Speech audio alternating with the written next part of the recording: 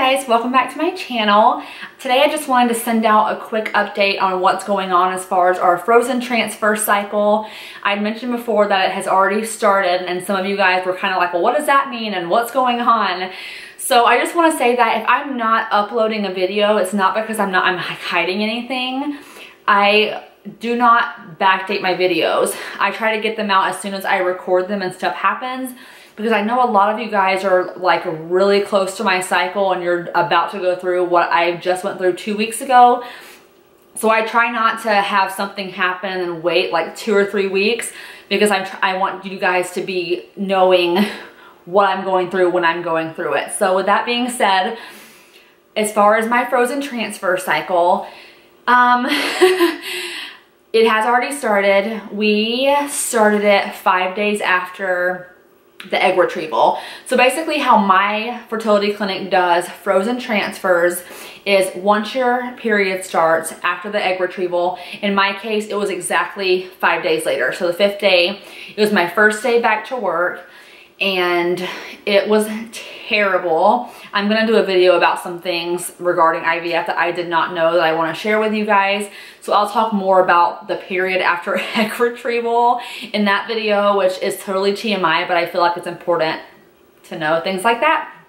But basically how my clinic does it is when your cycle does come, you start the birth control again. Luckily this time I haven't had a lot of issues with it. It is not the same kind either, so that may have made a difference on why I'm feeling okay on it. I am a little bit tired still, but I don't know if it's because of that or what. I can't 100% say definitively it's the birth control. So the birth control we have to do for 3 weeks. Now I've already been on the birth control for a little over a week and a half. So I'm already over halfway done with it, thank goodness.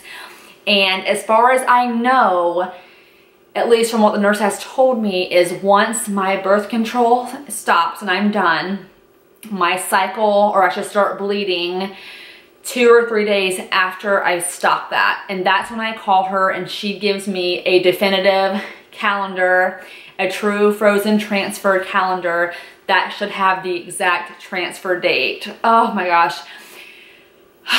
So here in a week and a half, I should have the date of my embryo transfer as long as things go accordingly. And which is crazy because I felt like it was gonna take forever and this frozen transfer was gonna take like light years, honestly, because with IVF, the waiting just gets so exhausting. But I obviously will give you guys that calendar as soon as I get it, but I don't have one right now. So that's kind of been the delay in my IVF videos. There hasn't been anything going on except for birth control. But at some point in the next week and a half, possibly 2 weeks, we'll have that calendar and I'll have a video out for you guys giving you that. So I don't know a ton about what exactly happens. The only thing that I know that I can definitively say is the day that I call her on my day 1 of cycle, I also will put on estrogen patches. Now these patches they're like Vivel, that's the name brand that we have. And in my case, we're supposed to put on 3 patches and I'll wear 3 patches for 3 days. And on the 4th day, I will change out for 3 new patches. And we had to order more of them because I think with a frozen transfer, you have to wear them longer than a fresh transfer. We only had 1 box. They sent in a prescription for like a few boxes and I had to pay $400 something. I was like, ugh. So that's one thing that I wasn't prepared for. I mean, we obviously paid for them to get them because we have to have them, but I just wasn't expecting to like have to get more estrogen patches.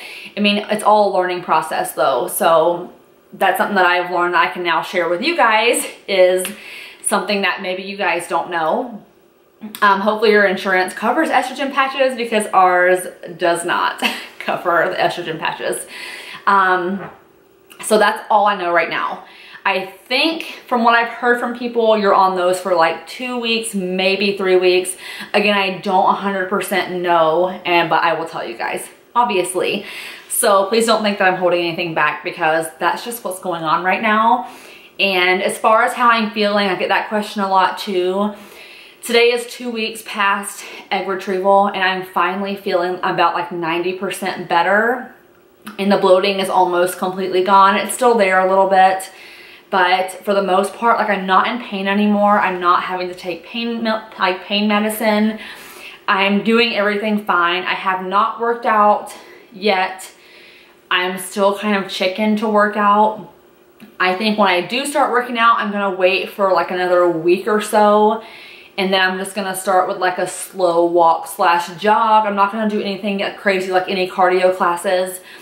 And my fertility specialist did call me today checking on me, and he was asking how I was feeling, which was nice that he reached out to me. I don't know why it took 2 weeks, to be honest, but maybe he was just giving me time to kind of like recuperate.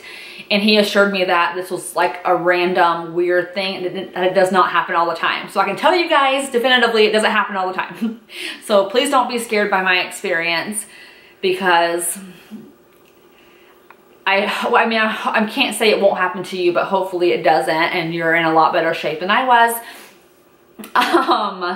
It was just not fun. It was not fun. It was just not expected either. So yeah, I was just not in the right state of mind to have all of that occur. But that really is all I have for this update, you guys.